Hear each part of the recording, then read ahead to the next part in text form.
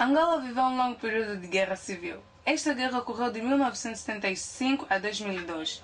Durante este período, muitos foram obrigados a entrar na vida militar, inclusive crianças, que hoje as mesmas cresceram e foram esquecidas pela sociedade. Exemplo deste é o Sr. Manuel Daniel, que mesmo esquecido luta pelo reconhecimento social.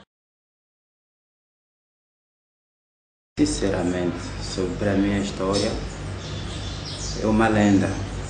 Segundo a ONU, cerca de 250 mil crianças são recrutadas como soldados em todo o mundo, por grupos rebeldes ou por exércitos. Este número é de 300 mil a 5 anos, segundo dados da ONU.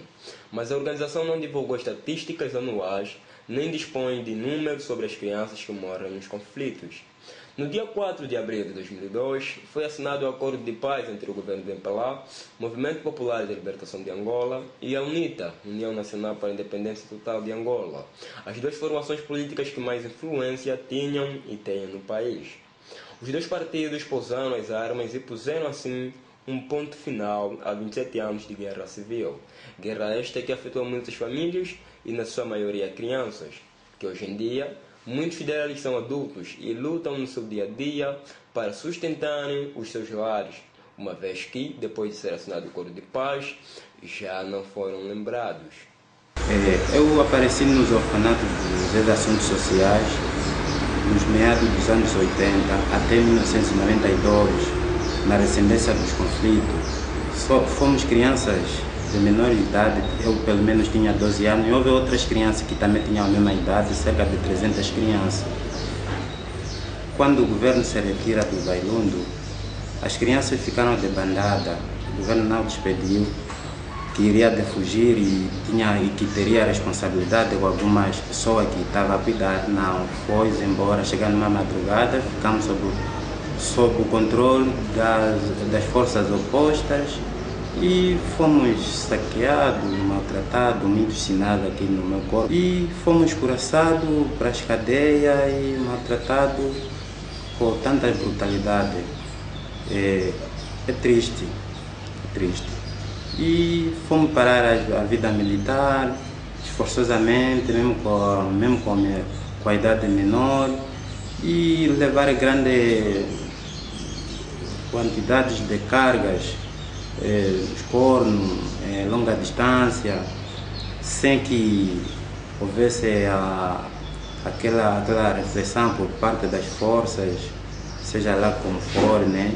E pronto, acho que essa brutalidade abunda em ambas partes das duas margens do rio e reflete da mesma forma, é a razão pela qual a gente vive assim. E em 1994 consegui atravessar o outro lado do rio, cheguei aqui procurando auxílio junto do governo. No fundo, é mais para um outro cativeiro. Como é que eu digo, é mais para um outro cativeiro? Porque apresentar uma situação, nós éramos 4, mesmo 20 que não conseguiram escapar. E apresentando a situação às entidades competentes, na qual a UNINASE, que era os assuntos sociais, ficou UNINASE e FASAC, apresentamos e redigimos carta para o Bailundo e município do Bailundo e Uambo, concretamente na senhora Lucília e no senhor Justino do município do Bailundo, e de novo apresentamos a situação aqui a doutora Idalina Carlos do FASAC aqui na província de Benguela, e sempre olhávamos como um papagaio a cantar. E sempre estamos a insistir no mesmo caso, porque não é um favor que nós almejamos que eles nos façam a partir das suas casas ou das suas heranças, não é, mas que é um direito, o mesmo direito que eles tiveram, que por força própria houvesse uma oposição, que por qual também alguém se levantou contra ele, que nós fôssemos atingidos. Então, se houvesse uma maturidade por ambas partes, isso é uma coisa de reconhecer, sinceramente. Na altura, eu tive mesmo 12 anos. Aos 12 anos, quando fomos levados à cadeia, no túnel, no interior do município do Bailundo, tive aí 4 meses sem comer, muita tortura. Me apertavam um alicate na língua e amarravam-me um abuso de 60 milímetros nos meus testículos. Na creche éramos cerca de 300 crianças, além dos mais velhos, que pertencem à terceira idade, que também vinham de várias zonas,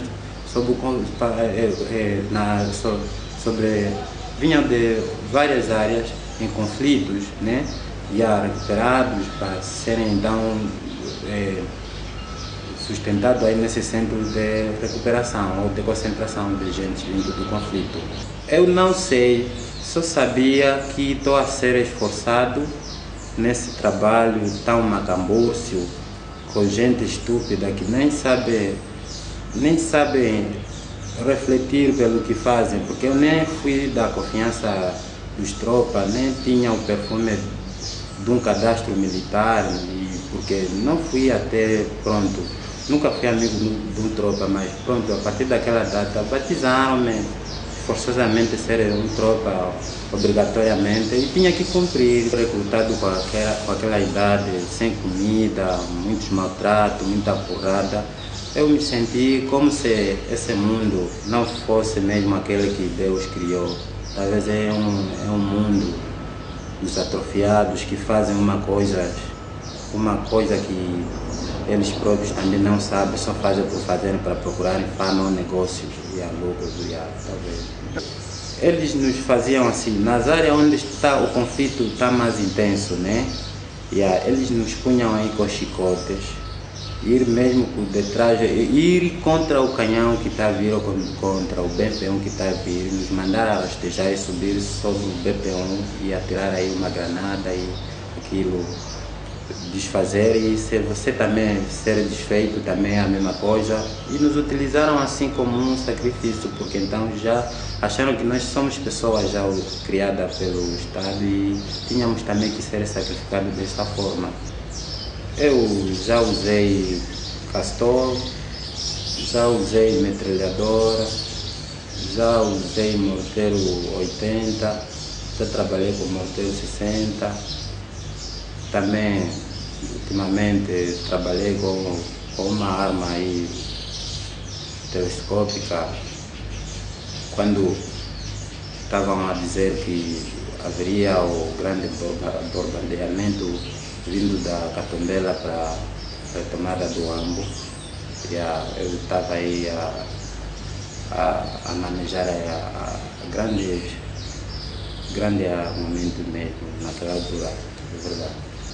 Aquelas armas, aos treinos não fomos instruídos para utilizar como utilizar aquelas armas, mas como as áreas do conflito aqui nos empurrava é uma área tão iminente, é que os mesmos donos dessa própria guerra fogem à responsabilidade de perder as suas vidas, nós utilizados como escudos.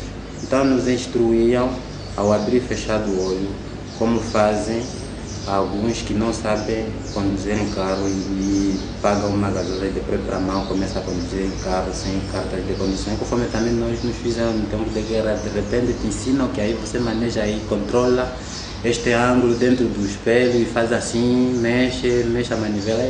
Quando eu sentia-me que os meus órgãos, a partir mesmo do meu interior, cada saída de um projetil ou de uma bala, já que a sua pulsação é maior que a minha quilograma, a minha idade e mesmo a tonagem da minha mentalidade, a própria minhas camadas cinzentas não suportavam aquele movimento todo daquele armamento. Eu me sentia como também se eu fosse um projetil que pudesse explodir junto com aquela mesma arma para que acabasse com aquilo aí. Mas pronto, suportei. Os outros, alguns não conseguiram suportar, alguns mesmo foram se atirando com as mesmas armas e quando foram vistos foram dados também tiros nas cabeças.